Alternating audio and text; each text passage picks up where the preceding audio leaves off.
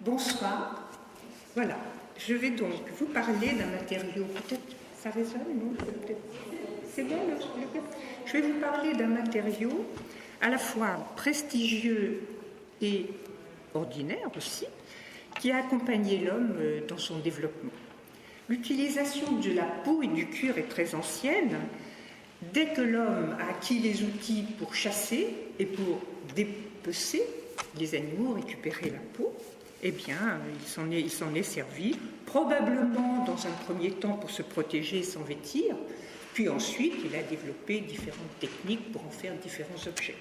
Alors j'ai appris récemment que la peau est considérée comme c'est un recyclage pour l'animal. C'est le 5e quartier de l'animal et c'est un recyclage de l'animal.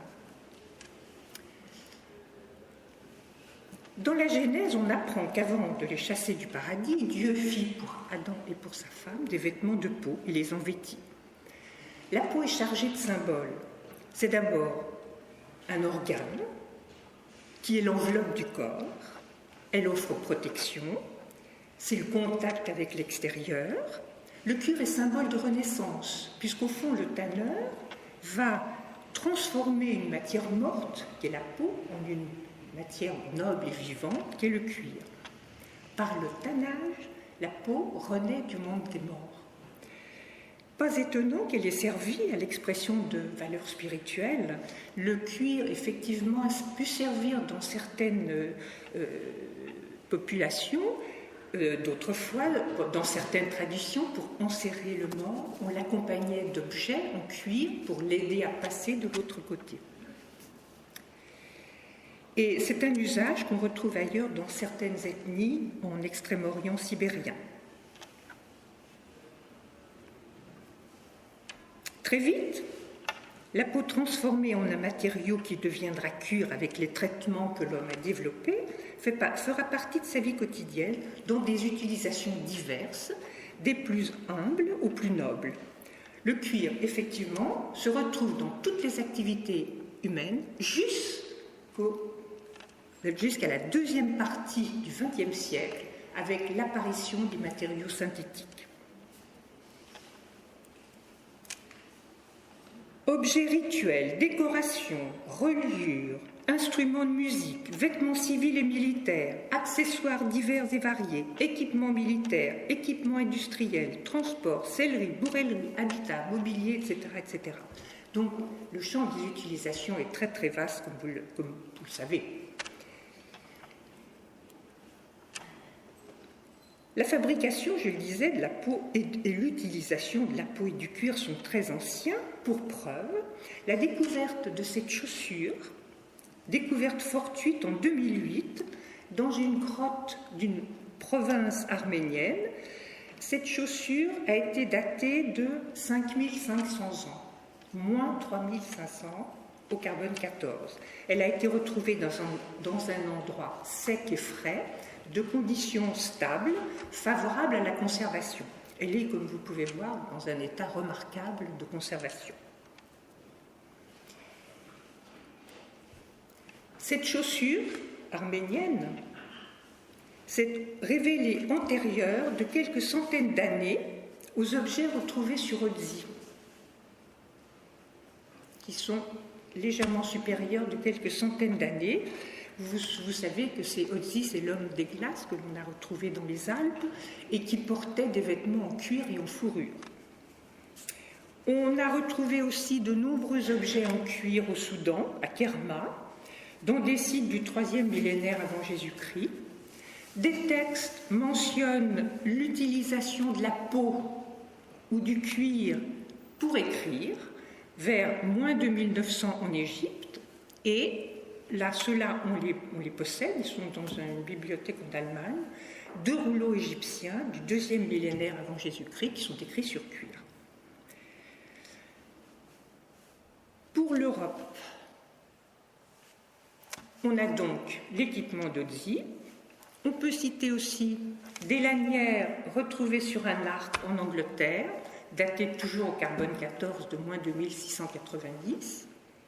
Et une chaussure aux Pays-Bas, moins 2000. Ces objets sont autant d'exemples de productions importantes et diversifiées, traduisant une grande maîtrise des techniques pour des périodes aussi anciennes, certains étant vieux de plus de 5000 ans. Ils attestent aussi d'une information importante, c'est que le cuir est apparu simultanément dans des sites géographiques éloignés.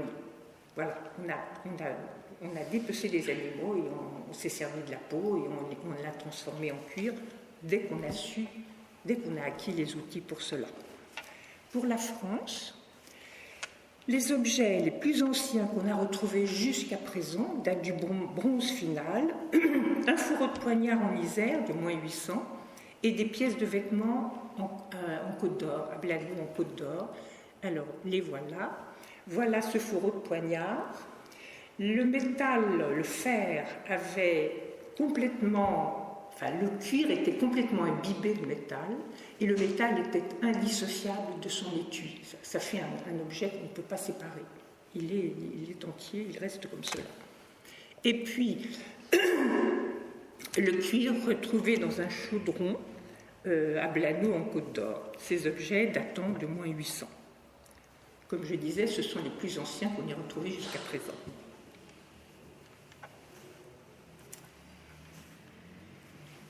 Alors, voyons maintenant ce qu'est le cuir. C'est de la peau sur laquelle on fait agir un tanin. En fait, ce n'est pas tout à fait la peau, c'est une partie de la peau, c'est le derme, que l'on va obtenir en éliminant l'épiderme et les poils avec des épilatoires, dont la chaux a été le plus utilisé. Il y en a d'autres, on verra cela quand on parlera du parchemin.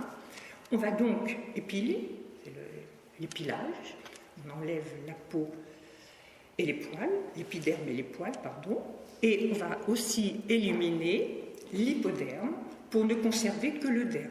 Alors, le derme, c'est un tissu de fibres de collagène. Le collagène, c'est la protéine de la peau.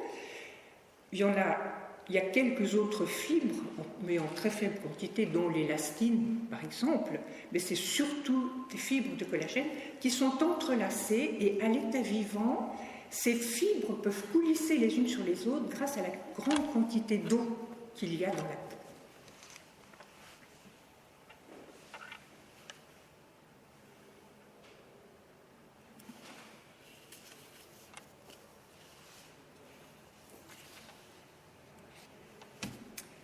Les tanins, penchons-nous maintenant sur les tanins.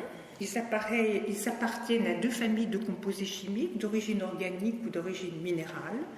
Pour les organiques, c'est la graisse et la fumée, qui sont des tanages très anciens, des tanages utilisés dans la préhistoire. Mais la graisse a été aussi largement utilisée dans l'Antiquité classique. Et les tanins végétaux, qui sont historiquement le type de tannage le plus utilisé au cours de l'histoire et pour la fabrication du cuir.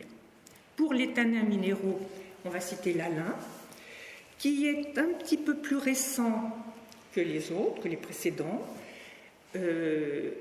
Il semble qu'il ait été utilisé par les Romains. Au Moyen-Âge, il a été pas mal utilisé. Pour l'alun, ce n'est pas toujours facile de retrouver l'origine de la fabrication, de la date de la fabrication, parce que l'alun a d'autres utilisations, dont une très connue en teinture. L'alun, c'est un mordant qu'on utilise en teinture. Donc quand on est devant un objet ancien qui peut être coloré ou qui peut avoir perdu sa couleur, si on retrouve de l'alun ou de l'aluminium, quand on fait une analyse systématique, on n'est jamais sûr que ça a été utilisé pour le tannage ou pour la teinture. Mais il semble que les Romains l'utilisaient. Et puis, le dernier né de tous les procédés, c'est le chrome, qui est apparu au milieu du XIXe siècle et dont l'utilisation industrielle a commencé à la fin du XIXe siècle. Et maintenant, quasiment tous les objets que l'on a en cuir sont tannés au chrome. Ça représente 80 à 90% de la fabrication du cuir. On utilise encore le cuir de tannage végétal pour certaines utilisations, en reliure par exemple, en sellerie, en bourrellerie, et puis aussi pour tout ce qui concerne les prothèses on préfère encore le cuir de tannage végétal. Alors, les plus utilisés maintenant, bien sûr, sont le chrome parmi tous ces tannins, et puis les tannins végétaux. Les tannins organiques, la fumée et la graisse, je le disais, ce sont des tannins, des procédés de la préhistoire. Pour la fumée, les peaux étaient suspendues au-dessus de fumée, de feu de bois, dans un procédé analogue au boucanage. C'était une façon de conserver la peau pour qu'elle ne se putréfie pas. Parce qu'une peau qui est abandonnée à elle-même ne va pas tarder, surtout si l'humidité est importante, ne va pas tarder à se putréfier. Donc la graisse, aussi tannage très ancien, dont l'utilisation s'est poursuivie, et le tannage à la graisse, on l'a beaucoup utilisé, ça produit un cuir souple, et on l'a beaucoup utilisé pour des vêtements. C'est ce qu'on appelle la mégisserie. La mégisserie, c'est le cuir préparé avec la mégie. La mégie, c'est une pâte faite d'alun, d'une graisse, jaune d'œuf ou huile, comme c'est présenté dans des recettes anciennes, et une farine, et de la farine. Donc c'est une pâte qu'on appelle mégie, qui donne lieu à la mégisserie. Ce sont les petites peaux qui sont préparées de cette façon. Les grandes peaux, on les appelle... Pardon, j'ai un trou. Ah là là. Buffleterie, voilà. La buffleterie, c'est ce même type de tannage, mais appliqué sur des grandes peaux. On en fait des pièces de vêtements, on l'a utilisé pour en faire des pièces de vêtements militaires. Ici, ce qui est présenté à droite, c'est une gypsière, faite tannée à la graisse. Alors, le tannage végétal, je vous ai dit que c'était le procédé qui a été le plus utilisé historiquement. On en a fait surtout en reliure. On l'a beaucoup utilisé pour la reliure des livres. En particulier, il se prête bien au fait de pouvoir pincer les nerfs, parce que ce type de cuir, on peut lui imprimer un décor, en le mouillant, on lui imprime un décor, un relief, je veux dire, et il le garde en séchant. C'est vraiment tout à fait particulier au cuir du tannage végétal. Alors, le cuir archéologique, j'ai ici quelques pièces retrouvées dans des sites archéologiques. Elles ont été retrouvées à Saint-Denis. La chaussure en haut, c'est une chaussure du IXe siècle, et celle du bas, c'est une poulaine du XVe. Les milieux gorgés d'eau sont favorables, les tourbes en particulier, sont très favorables à la conservation du cuir de tannage végétal. Dans ces milieux gorgés d'eau, quand on retrouve des cuirs, c'est quand même en général du cuir de tannage végétal, parce que les autres types de tannage ne se conservent pas bien. Dans les milieux secs, de façon générale, le cuir se conserve très très mal. C'est pour ça que la chaussure que je vous ai montrée tout à l'heure, c'était vraiment une exception. Elle est dans un remarquable état de conservation parce que l'environnement était très favorable, en particulier des conditions stables de température et d'humidité, et pas trop d'humidité non plus. Alors, la poulaine est intéressante, excusez-moi. La poulaine est intéressante parce que toutes ces pièces ont été retrouvées ensemble. Et la restauratrice a pu remonter cette poulaine en utilisant les trous de couture. Un autre objet intéressant, c'est un fourreau de poignard, aussi médiéval, très ciselé et très décoré.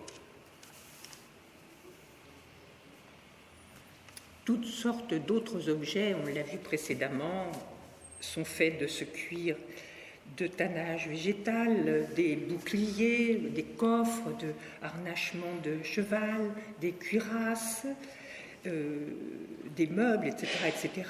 Et il y a ici un objet intéressant que vous voyez en bas, c'est un tablier de cuir qui a été retrouvé avec les objets du Titanic. Et c'était bien conservé parce qu'il était dans l'eau.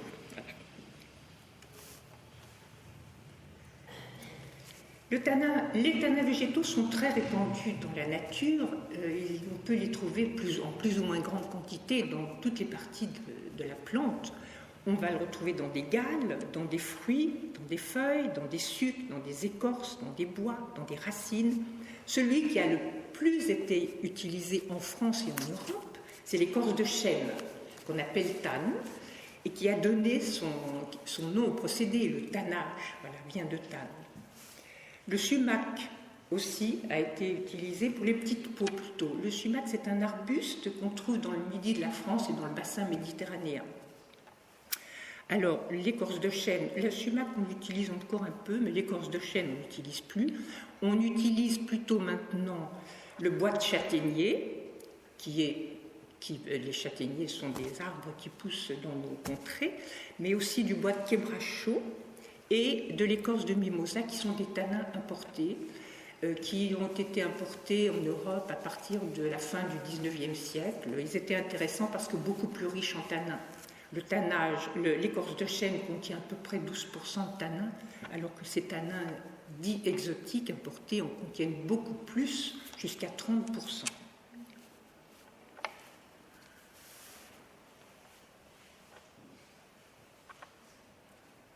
Alors, l'alun, je disais tout à l'heure, le procédé s'appelle mégisserie.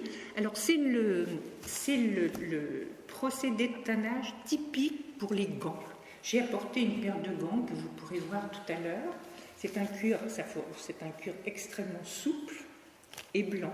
L'aspect du cuir est assez proche de celui du tannage à la graisse. La graisse aussi va donner des cuirs très souples, surtout si la peau est fine, s'il s'agit d'une peau fine d'un petit animal. La différence entre les deux, c'est que l'alun est blanc. L'alun va donner un cuir très blanc. Le tannage à la graisse va donner un cuir qui va être un petit peu coloré en jaune. On en fait des vêtements aussi. Ce sont des cuirs très souples qui se prêtent bien. Et on l'a utilisé pour la fourrure. Dans cet exemple-là, la fourrure aussi se préparait à la graisse, beaucoup, plus même à la graisse qu'à l'alun.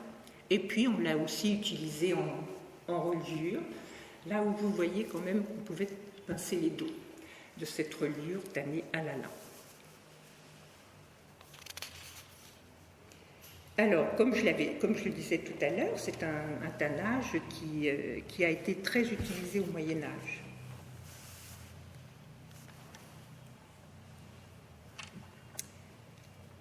Alors, ce que j'ai oublié de vous dire, c'est le chrome qui a quasiment remplacé tous les autres procédés. Alors, la diversité des méthodes développées par l'homme, son ingéniosité aussi, lui ont permis d'obtenir le type de cuir qu'il fallait pour un certain emploi particulier, et répondre aux différents besoins. Les procédés ont évolué lentement, d'abord frustes, puis plus aboutis. Bien que des tanneries importantes aient pu se développer, on a l'exemple de la tannerie retrouvée à Pompéi au 1er siècle, qui était vraiment presque de taille industrielle. La fabrication est restée le plus souvent domestique ou artisanale, organisée pour répondre à une demande locale. Et cela jusqu'au XIXe siècle. Déjà à partir du XVIIIe, les procédés ont commencé à changer, mais ce n'est qu'à la fin du XIXe siècle que la fabrication du cuir s'est industrialisée. Il fallait vraiment répondre aux besoins. Alors voyons un petit peu l'évolution des appareillages et de la façon de procéder. Avant cela, il faut dire que la fabrication du cuir se fait en 3 phases. D'abord le travail de rivière qui va réduire la peau d'herbe, on élimine l'épiderme et l'hypoderme. Le tannage proprement dit, opération extrêmement importante, c'est celle qui va transformer chimiquement la peau en cuir par fixation d'un tannin sur le collagène. Puis dans la 3e phase, après tannage proprement dit, la peau a perdu beaucoup d'eau en fixant des tannins, donc la peau est raide. Et c'est au cours de la 3e phase, qu'on appelle corbeillage-finissage, qu'elle va acquérir toutes ses qualités marchandes, de souplesse, de beauté. On va la teindre, on va mettre un vernis, voilà. C'est dans cette 3e phase. Alors, je disais, voyons un petit peu l'évolution des matériels. Tout d'abord, ici, le travail de rivière avec l'épilage. Après le bain de chaux, dans le baquet que vous voyez à côté de l'ouvrier, il va sortir la peau. La chaux a déstabilisé les poils Et l'ouvrier va gratter sa peau avec un couteau un petit peu semi-circulaire. Il va gratter la peau pour éliminer les poils et l'épiderme en même temps qui vient avec. Après, il va la retourner pour écharner, pour enlever l'hypoderme. Donc ça, c'est 15e siècle, le manuscrit du 15e. On voit, ça c'est l'encyclopédie de Diderot d'Alembert, 18e siècle. On voit de la même façon l'ouvrier, les bains de chaux, et l'ouvrier qui va gratter la surface de sa peau pour éliminer les poils. Et vous voyez pourquoi on l'appelle travail de rivière. Les tanneries sont généralement installées près d'une rivière. Il faut beaucoup d'eau, rincer entre chaque manipulation, chaque stade. Cependant, ce n'était pas indispensable. Il suffisait d'avoir de l'eau à proximité, un puits, une mare, on pouvait s'en passer. Et d'ailleurs, ce qui était intéressant, cette tannerie du 1er siècle retrouvée à Pompéi n'était pas près d'une rivière, mais elle avait des gros travaux. On a retrouvé des gros travaux d'adduction d'eau. L'eau est indispensable pour tanner, ça c'est sûr. Donc ça, c'est 18e siècle. On avance dans le temps. Là, on est sur la Bièvre. C'est une photo de Charles Marville du 19e siècle qui montre de la même façon les tanneurs qui raclent leur peau sur le chevalet. Là, cette photo est amusante aussi. Ça, c'est pas encore tout à fait l'industrialisation, mais on sent que les baquets ont augmenté, on sent que la quantité de peau à travailler a augmenté aussi. On a de gros baquets, puis toute une batterie d'ouvriers qui sont en train de gratter la surface de la peau. Et on arrive à la période industrielle telle que c'est fabriqué, telle que c'est préparé maintenant, la coudreuse qu'on utilise dans les tanneries. Et on n'utilise plus seulement de la chaux qui déstabilise le poil, mais on ajoute des compléments, des sulfures de sodium en particulier, qui sont extrêmement puissants, qui détruisent le poil. Donc il n'y a plus à gratter, le tonneau qui tourne va éliminer les poils qui partent dans les effluents. On s'efforce maintenant de les filtrer, de récupérer ces bouts de poils pour ne pas trop polluer. On arrive maintenant au tannage. En cuve, voilà les cuves de cette tannerie de Pompéi. Dans l'encyclopédie, au XVIIIe siècle, là, le tannage des grosses peaux se fait dans des fosses. Après un pré-tannage dans des cuves, les ouvriers apportent les peaux dans les fosses et font des couches de peau, de tanin réduits en petits fragments, l'écorce de chêne réduit en petits fragments, les peaux, l'écorce, les peaux, et ensuite ils prennent la peau du dessus qu'ils mettent au fond de la seconde fosse et ils continuent à faire des couches, etc., donc 4 ou 5 fosses. Ce qui explique qu'à cette époque, pour tanner une grande peau, ça demandait beaucoup de temps. Il fallait jusqu'à 18 mois à 2 ans. Mais la peau, le cuir obtenu était de grande qualité. Mais ça prenait beaucoup de temps. Les petites peaux étaient tannées soit en baquet, comme vous voyez là,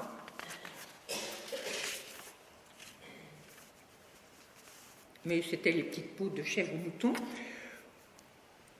Alors, avec le than ou avec des feuilles de sumac.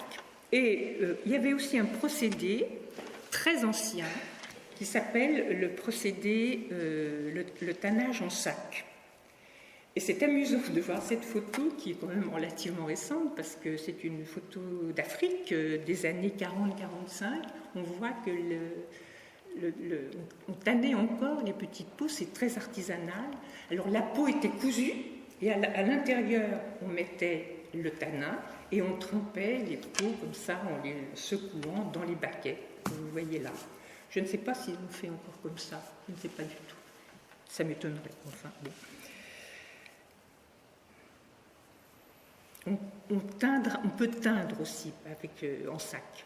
On retire la peau, on retire le tanin, on rince, et on retourne la peau de l'autre sens pour avoir la surface au-dessus, et on va mettre une teinture à la place du tanin.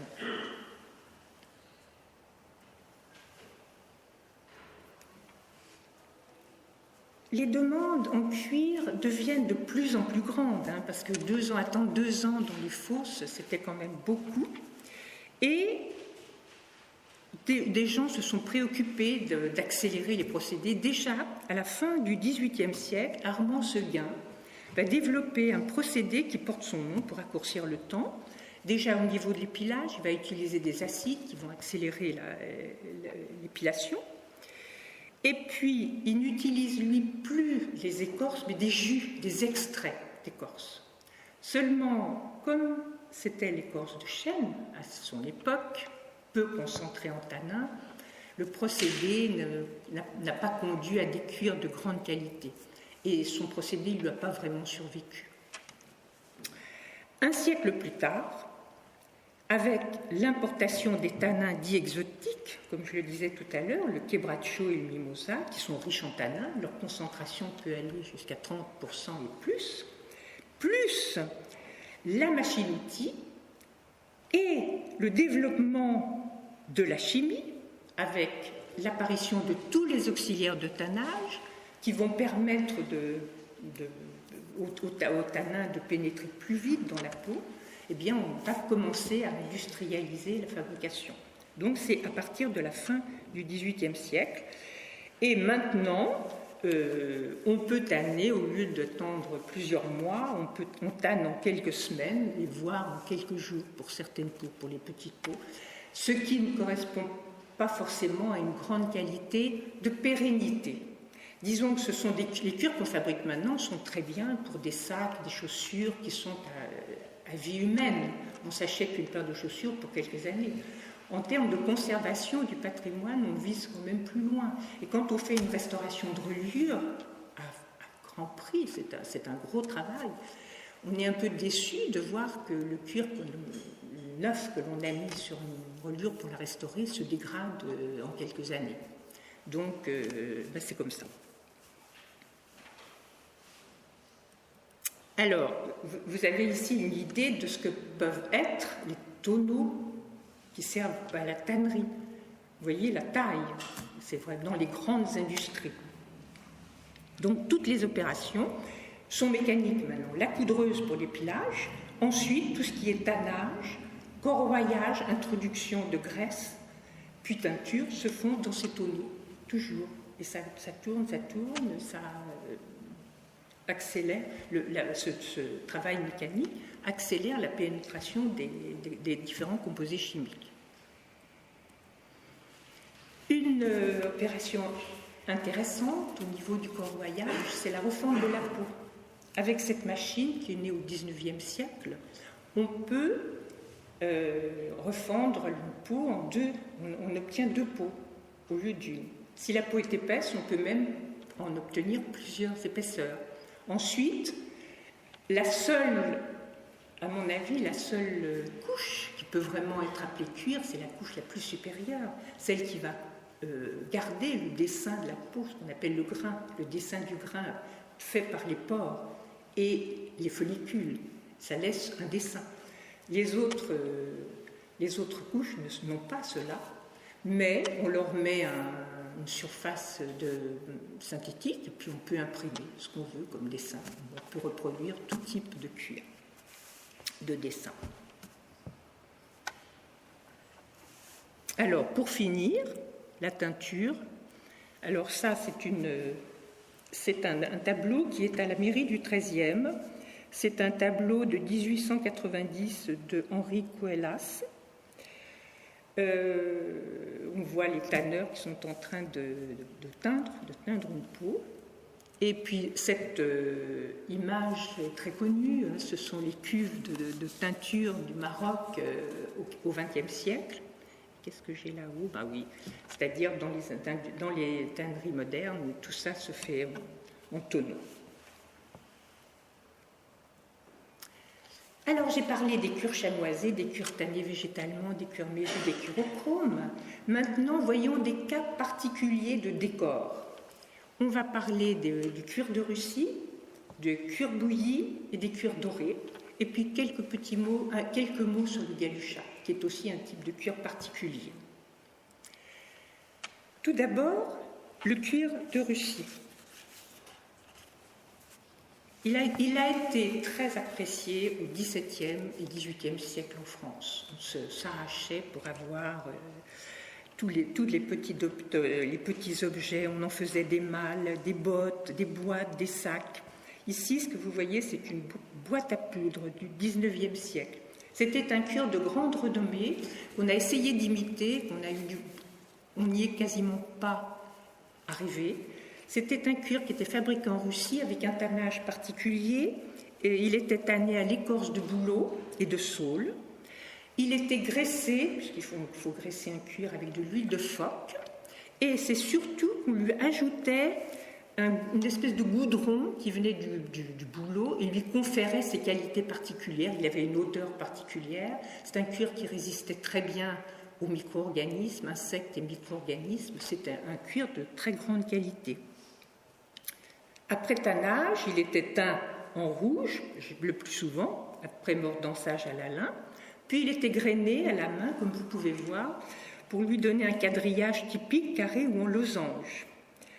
Alors on a essayé de le fabriquer en France, on n'y est pas arrivé. Maintenant, des couturiers comme Vuitton et Hermès font un cuir de Russie. J'en ai vu qui venaient de chez Vuitton, je ne sais pas si c'est proche de ce qu'était le cuir de Russie, mais c'est assez joli quand même, ils sont arrivés à faire des choses. Alors au XIXe siècle, ce qui est amusant, c'est que avec la chimie et tous les produits synthétiques que l'on arrivait à faire, on a essayé de faire un parfum, on a essayé de reproduire avec des produits synthétiques l'odeur de ce cuir doré, de ce cuir de Russie, et d'où les grands parfumeurs se sont aussi emparés du procédé pour faire ce fameux parfum qu'on appelait cuir de Russie dans les années 30, les années 20. Dans les années 20, voilà. Donc, on passe maintenant au cuir bouilli. Alors, le cuir bouilli est obtenu, on est surtout dans le tannage végétal pour tous ces objets. Le cuir bouilli était obtenu en chauffant le cuir dans l'eau. Si on dépasse une certaine température, qu'on appelle température de rétraction, parce que le cuir rétrécit, il perd en volume, mais il change d'aspect, il est plus souple, il devient plus rigide. Et on en a fait des cuirasses. Ce procédé a été utilisé tout au cours de l'histoire, jusqu'au début du XXe siècle. On en a fait, là c'est un chapeau de mineur, début XXe. On en a fait des masques de chevaux pour les descendre dans les mines. Cet objet-là, ce très beau chapeau, c'est un chapeau de postillon qui date du XIXe siècle. On en a fait des seaux, on en a fait des tas d'utilisations, et en particulier, à la Renaissance, durant vers le XVe, XVIe siècle, ces objets sont faits de cuir bouilli. À l'époque, on était très intéressé par ce cuir qui a servi à faire des petits étuis pour transporter des objets précieux, moins lourds que le métal et moins chers. Et ce cuir qui était durci par la chaleur pouvait être ciselé à l'instar du métal. Vous voyez comme ces objets-là qui sont présentés là. Donc, comme je le disais, donc il a été très prisé, jusque même récemment, puisque je vous ai montré des chapeaux de mineurs début XXe siècle. Alors, on en a eu quelques utilisations insolites. On en a fait, paraît-il, moi je ne l'ai pas vu, une effigie du roi Henri V d'Angleterre au XVe siècle qui est restée célèbre. Et puis, ça c'est amusant pour la petite histoire, Ambroise Paré, chirurgien militaire, on a fait des pièces de prothèses fonctionnelles de ce cuir bouilli. C'est aussi la méthode des réducteurs de tête. Parce que le collagène, qu'il soit tanné ou pas tanné, si on le chauffe, il rétrécit. Voilà. C'est comme ça qu'on réduisait les têtes en les mettant dans l'eau chaude. Pour dépasser, si on dépasse une certaine température, le cuir rétracte. Alors maintenant, une autre utilisation, c'est ce qu'on appelle le cuir doré, qui a tapissé les châteaux et les grandes maisons.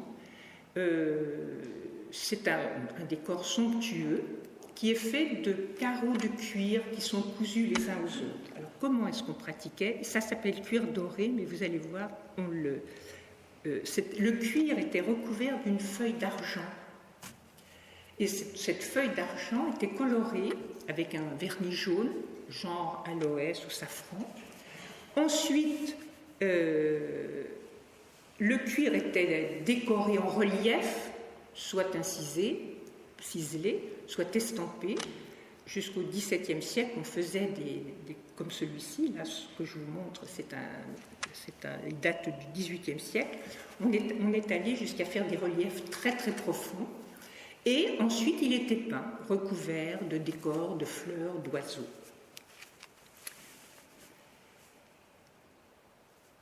Ce cuir, alors, je voudrais vous montrer aussi un objet très intéressant. Ça pouvait même être des peintures. Ici, on représente Salomon et la reine de Saba, comme vous voyez, fait de l'assemblage de carreaux de cuir qui sont cousus ensemble.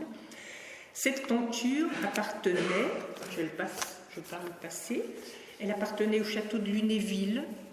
Elle venait d'être restaurée à grands frais. Elle venait d'être réinstallée dans le château de Lunéville en grande pompe et il a brûlé en 2003, je crois. Et cette magnifique tenture de cuir a complètement disparu. Elle s'est transformée en petite nappe cendre. C'est vraiment très dommage parce que c'était une splendeur. Voilà.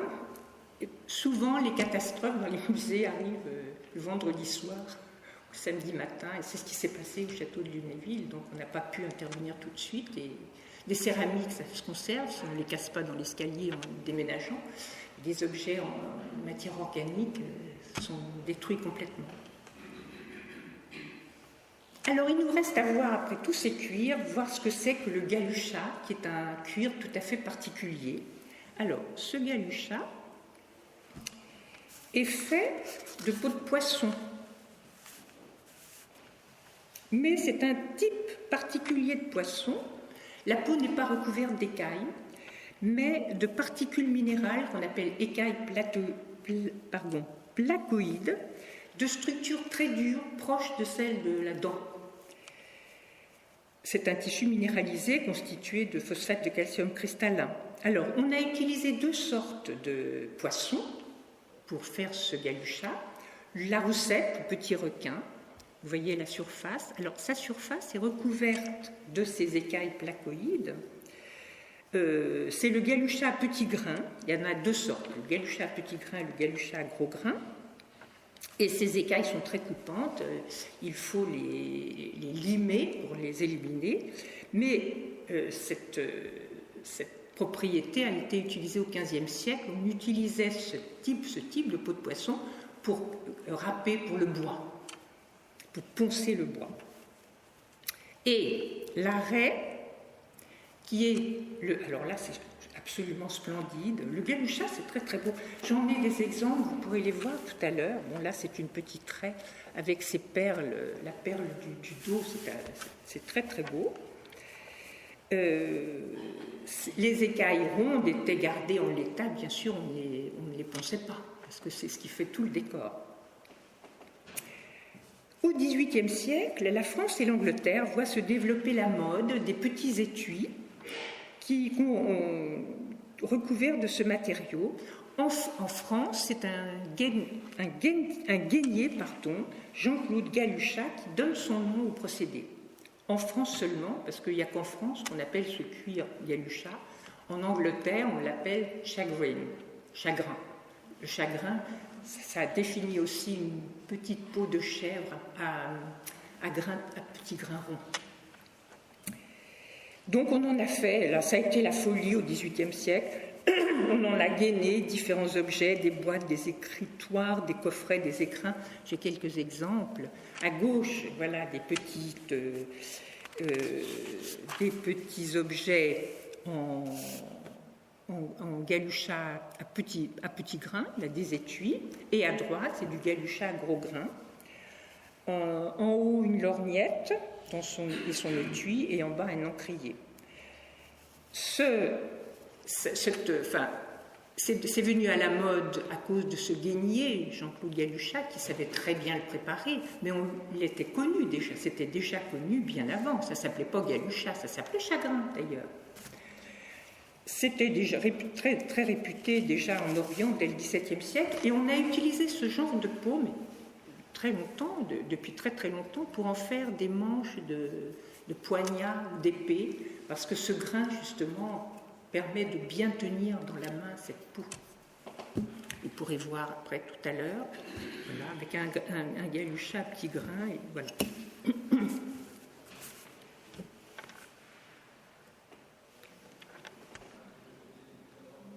Alors, l'aveugle du galuchat diminue au XIXe siècle pour renaître au XXe, avec les artistes art déco qui en garnissaient notamment des meubles comme cette commode, conçue par Polyribe et réalisée par Clément Rousseau au début du XXe siècle, en galuchat à petits grains vert.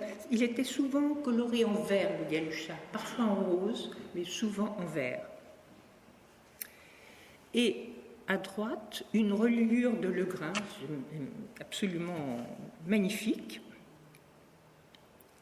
Elle aussi, elle reliait les fleurs du mal de Charles Baudelaire au début du XXe siècle. Les méthodes modernes de tannage permettent... Alors, le galuchat n'était pas cousu, impossible, on le gainait, on le collait, on l'appliquait sur des surfaces dures. Mais les méthodes modernes permettent de le rendre plus souple et de le coudre. Et je vais vous montrer un objet que je ne trouve pas très joli, moi, mais qui est assez curieux. Pardon. Voilà. C'est un gilet, c'est un objet Hermès fait de galuchat. On en a fait, mais c'est plus trop la mode maintenant, en France du moins, parce qu'il y a beaucoup d'objets qui sont importés de Chine, enfin d'Extrême-Orient. J'ai vu sur Internet qu'on en fait des étuis de téléphone, on en fait des bracelets, on en fait des petites choses comme cela. Mais les méthodes modernes de tannage, notamment au chrome et les méthodes de corroyage, d'assouplissement, permettent maintenant de le coudre, comme vous voyez là. Et on en a fait aussi des chaussures, des sacs, enfin, etc. Bon, la mode est un peu passée, à mon avis, mais c'est vraiment un matériau superbe. Alors on va changer maintenant, on va quitter le cuir pour parler de l'environnement et des problèmes posés par les tanneries dans l'environnement. Oui, il ne faut peut-être pas que je traîne trop. Ça va? Je vais essayer d'aller un peu plus vite. Et on va parler de la pollution dans les tanneries et de la bièvre, hein, bien sûr. Ça, c'est un tableau qui est à Carnavalet, qui représente, vous allez voir, je vais vous montrer des photos après, qui sont pas, là c'est un peu bucolique encore, la bièvre et le tanneur avec sa peau dans la rivière. Vous allez voir, je vais vous montrer des photos qui sont beaucoup moins bucoliques. Alors, à Paris, les tanneurs étaient installés depuis le XIVe siècle, près du Châtelet, quai de la Mégisserie. Voilà. Il y avait une halle au cuir dans le quartier des Innocents, rue de la Lingerie. Elle se trouvait en plein centre du commerce des cuirs-et-peaux. J'ai vu quelque part qu'elle daterait du XIIIe siècle, cette halle au cuir. Elle est déplacée en 1785 rue Mauconseil, un peu plus au nord, toujours dans le quartier des Halles, mais avec la réorganisation des Halles centrales et le percement des rues nouvelles, elle est déplacée rue de Santeuil. Elle arrive rue de Santeuil en 1866 sur l'emplacement de la faculté Censier. Son entrée principale était rue de Santeuil. Malheureusement, elle est détruite entièrement en 1906 par un incendie. Il y avait dans les sous-sols des dépôts de tas de produits très inflammables et elle a été complètement détruite. Elle n'a été reconstruite qu'au XXe siècle, dans les années 60 à la Villette, près des abattoirs, et ce jusqu'en 1974, à la fermeture des abattoirs. Donc, nos tanneurs, installés près du Châtelet, qui est de la Mégisserie et alentour, Mais au XVIe siècle, plusieurs décrets bannissent de la ville les tueries, écorcheries, tanneries, teintureries, mégisseries et les invitent à s'installer sur les bords de la Bièvre, où ils vont rejoindre des tanneurs qui s'étaient déjà installés là dès le XVe siècle. Ils avaient rejoint les teinturiers, les gobelins, qui étaient aussi encore avant eux. Voilà. Alors, là, on voit la Bièvre dans un bon état. Voilà la Bièvre, ce que va devenir quelques siècles plus tard, parce que les activités ne cessent de croître, les eaux deviennent de plus en plus chargées d'immondices et les plaintes se succèdent, et ce malgré des règlements qui interdisent de décharger des immondices dans la rivière. Voilà. L'état de la rivière au XIXe siècle reflète bien la situation, parce qu'il faut savoir que les bouchers aussi déversaient tous leurs abats, les immondices. D'ailleurs, j'ai vu ça sur Internet, il y avait un pont aux tripes sur la Bièvre, entre la rue Censier et la rue du Fer-à-Moulin, qui était encore présent sur des plans de Paris à la fin du XVIIIe siècle. Alors, je ne sais pas pour vous, mais pour moi, la Bièvre et les tanneurs, ça concernait surtout le 13e arrondissement. Mais en fait, c'est faux, parce qu'il y avait des tanneries jusqu'à Austerlitz. Voilà. Comme le montre ce plan de 1750, fin 18e siècle, où on peut voir ici des ateliers, des tanneries, mégisseries, hongroiries, maroquineries, là, qui se situent ici, et puis d'autres ateliers, là, en bleu. C'est une zone mixte qui comprend les ateliers du cuir précédemment cités, et plus des amidonniers et des blanchisseries. Voilà. Donc, jusqu'à Austerlitz, il y avait quand même pas mal de pollueurs installés sur les bords de la Bièvre, qui n'étaient pas larges, c'est maximum 3 mètres de largeur. Le lit était vraiment très étroit. Eh oui. Alors, voilà une photo de la Bièvre, rue du Pont-Biche, justement, qui est l'actuelle rue de la Clé. Voilà, une photo de Charles Marville. Oui, c'est l'actuelle rue de la Clé. Et voilà un petit peu le bazar, si j'ose dire, qui encombrait les bords de la Bièvre. Comme c'est visible, on aperçoit en haut à gauche les séchoirs pour les pots. Et puis là, c'est pas mal non plus. Voilà, les séchoirs là à droite cette fois. Alors, c'est certain que la Bièvre va devenir de plus en plus polluée parce que les activités n'ont cessé de s'amplifier au cours de ces siècles. Et la Bièvre est devenue, comme on l'a vu sur les photos précédentes, le centre d'une agglomération ouvrière importante. Alors, on cite en 1850, sur un parcours de 2 km jusqu'à Austerlitz, là où se jetait la Bièvre, on comptait 24 tanneurs et hongroyeurs, 21 mégissiers, 7 maroquiniers, 2 teinturiers en pot, 2 potiers, un magasin de peau fraîche, plus, alors je ne vais pas tous vous les citer, les teinturiers, des fabriques de teinture, une usine de broyage des couleurs, des fabricants d'acide, de salpêtre, des filatures de coton, des tas d'industries, des laveurs de laine, des laveurs de vieux chiffons qui rejetaient tous leurs déchets dans la Bièvre. On comprend que la pollution n'a cessé d'augmenter. Alors, cette gravure du XIXe siècle montre justement l'écoulement des eaux venant de l'intérieur d'une tannerie et qui devait rejeter allègrement tous les produits polluants. Alors, maintenant, je citerai, parce que c'est intéressant de voir, je citerai Huysmans, qui a beaucoup écrit sur la Bièvre. Il la compare dans ce passage à une pauvre fille venant de la campagne et abusée dans la ville. Cernée par d'âpres négociants qui se la repassent, mais d'un commun accord l'emprisonne à tour de rôle le long de ses rives, elle est devenue mégissière, et jour et nuit, elle lave l'ordure des peaux écorchées, macère les toisons épargnées et les cuirs bruts, subit les pinces de la lin, les morsures de la chaux et des caustiques. Que de soirs derrière les gobelins, là on n'est plus dans le 5e, dans un pestilentiel fumet de vase, on la voit seule, piétinant dans sa boue au clair de lune, pleurant, hébétée de fatigue sous l'arche minuscule d'un petit pont. Alors, ces deux photos qui suivent montrent, voilà, les tanneurs avec leur peau et les pinces, la peau qui probablement vient de sortir de la chaux, qui doit être rincée dans la bièvre, et puis une autre là, qui montre deux ouvriers qui viennent de rincer une peau. On voit tous les détritus qui flottent à la surface.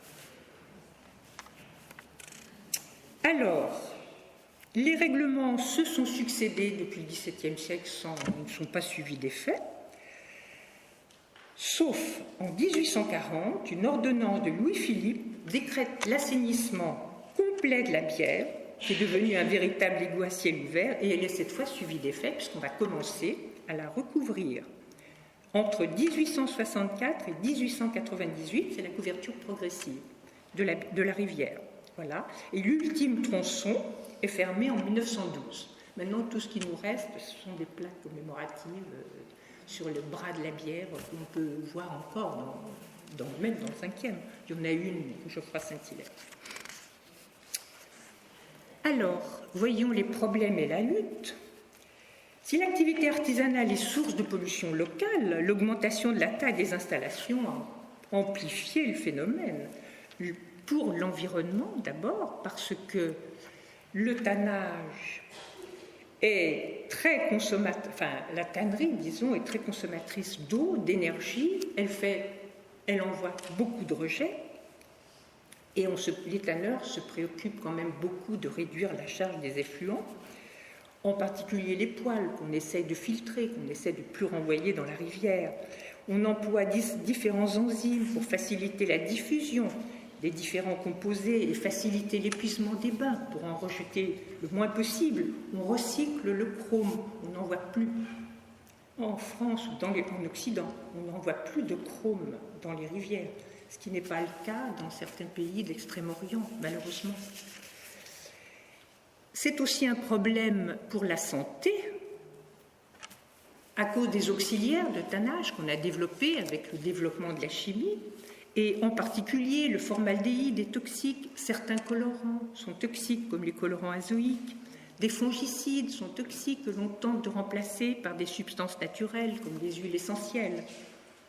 Mais c'est surtout le chrome la grande préoccupation. Le chrome, je l'ai dit, c'est 80-90% de tout ce qui est fabrication de cuir. Les sels de chrome qu'on utilise en tannerie ne sont pas toxiques.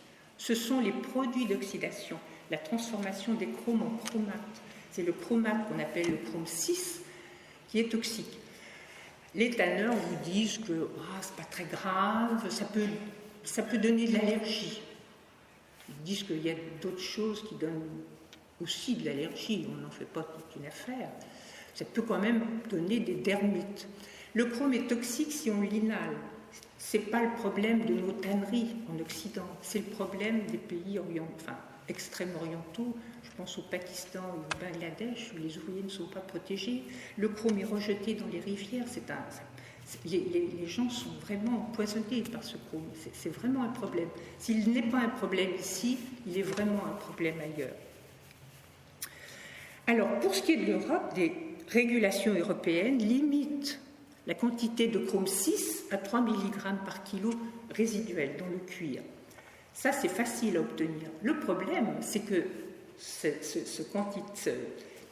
les sels de chrome ne sont pas tous fixés fortement sur le collagène. Il y a des sels de chrome résiduels qui, eux, peuvent se transformer en chrome 6. Donc, c'est quand même un problème, le chrome, à mon avis. Les tanneurs vous diront que non. Moi, je pense que c'est quand même un problème. Et aussi, les résidus, on jette ces cuirs, on jette quand on a sa paire de chaussures, et puis ils sont incinérés, ce qui va aussi contribuer à la pollution de l'atmosphère.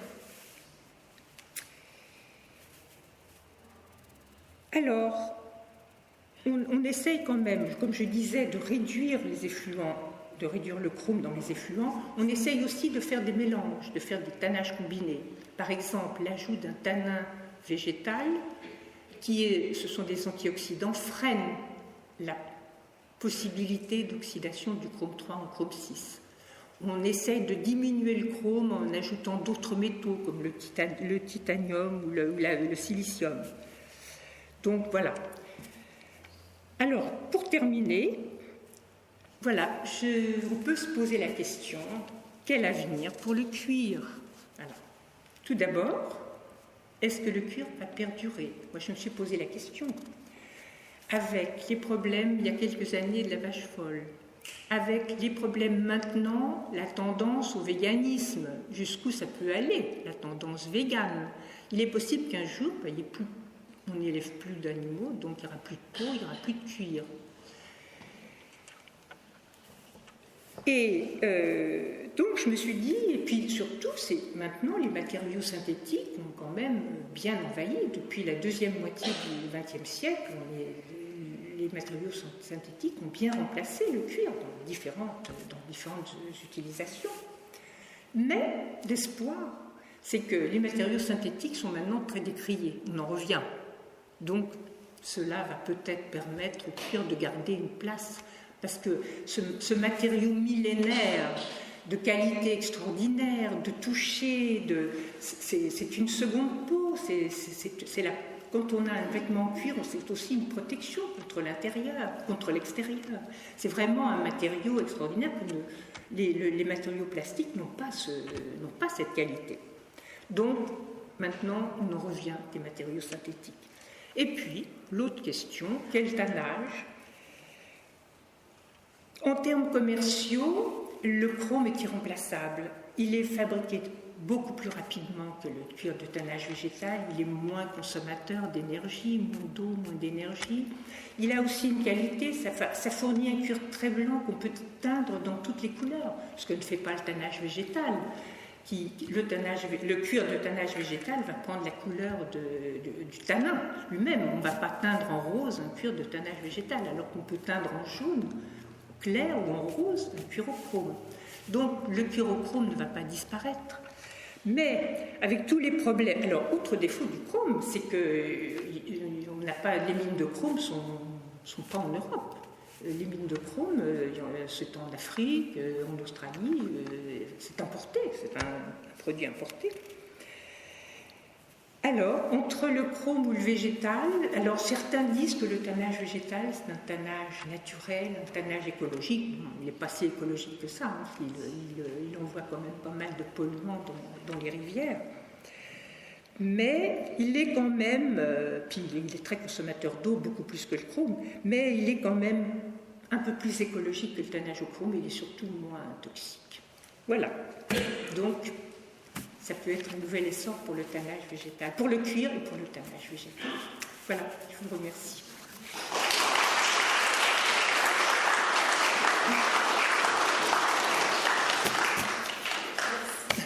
Oui.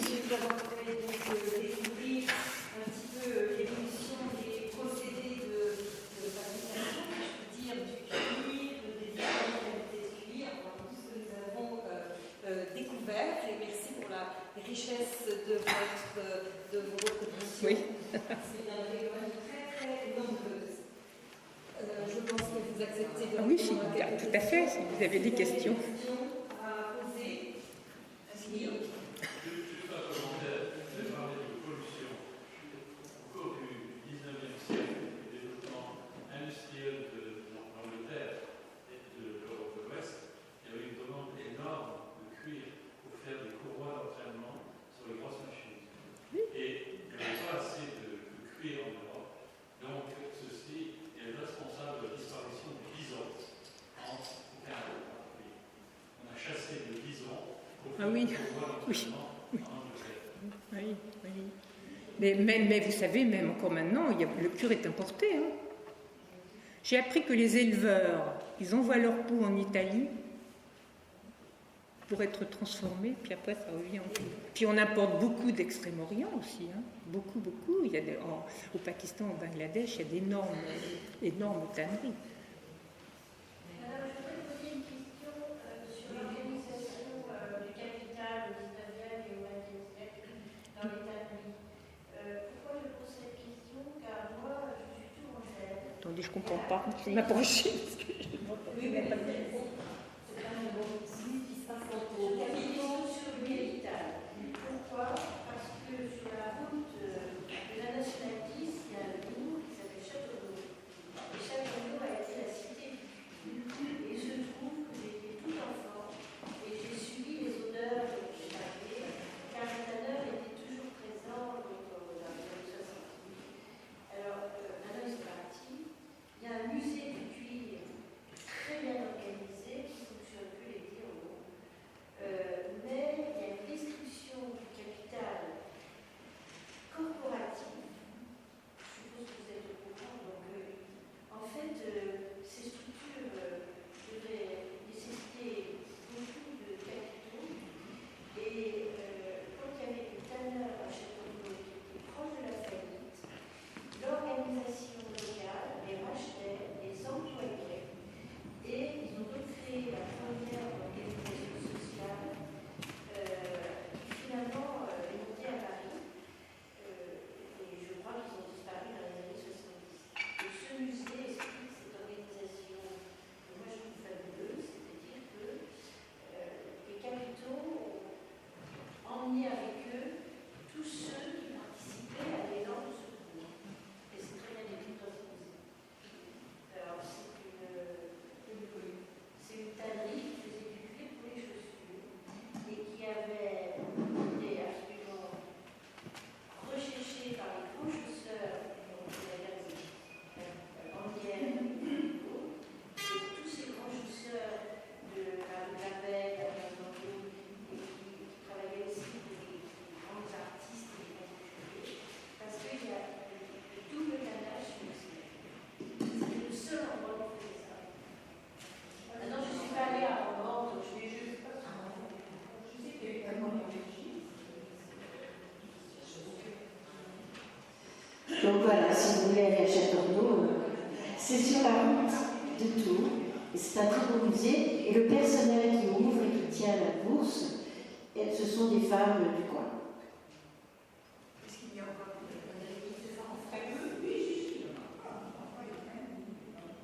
À Romans. À Romans.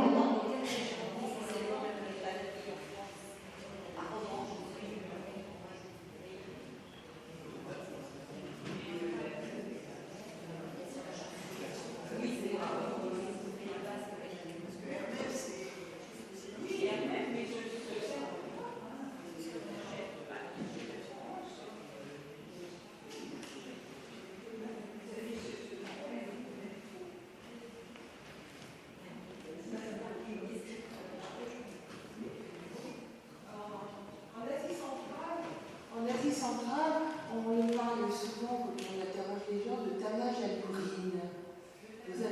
Oui, à l'urine. Vous n'en avez pas du tout parlé. Est-ce que c'est une expression à l'urine? C'est bien aussi, l'urine était utilisée pour assouvir le parfum. C'est peut-être une expression à raccourci quand il s'exprime ça. Des recettes anciennes, pour assouvir les peaux. Ah, c'était avant. D'accord.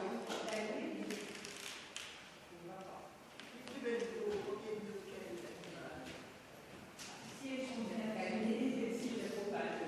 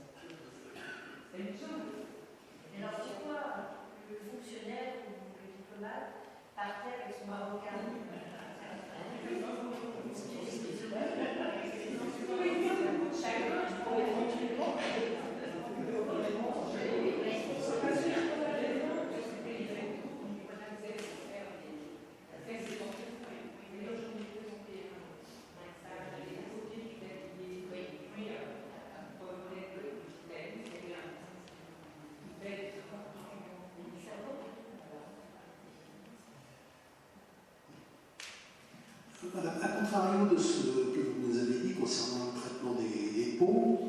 Dans les pays froids et très froids, donc les autochtones portent des fourrures.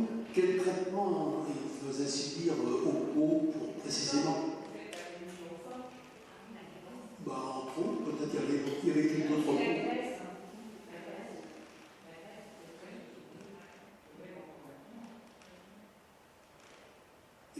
Les peaux étaient gardées avec les poils. C'est autre chose. En France, moi j'ai vu récemment des peintures du XIe siècle conservées en Champagne, conservées en trois premiers de la Méditerranée, en Champagne, recouvertes de cuir de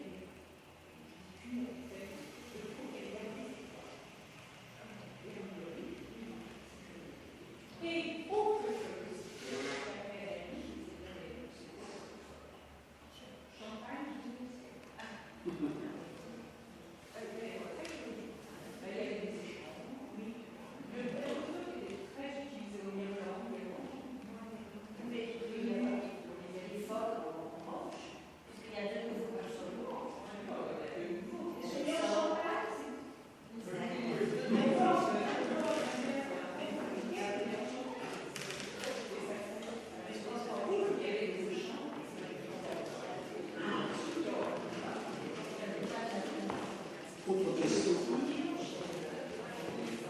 Autre question un peu annexe, on va faire allusion.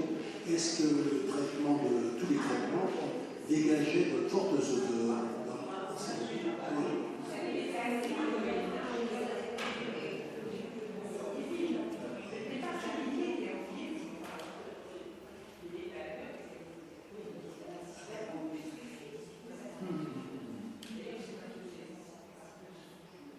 Et alors, quelle est l'action, à proprement parler, du chrome? Pourquoi le chrome? Quelle réaction physique ou chimique?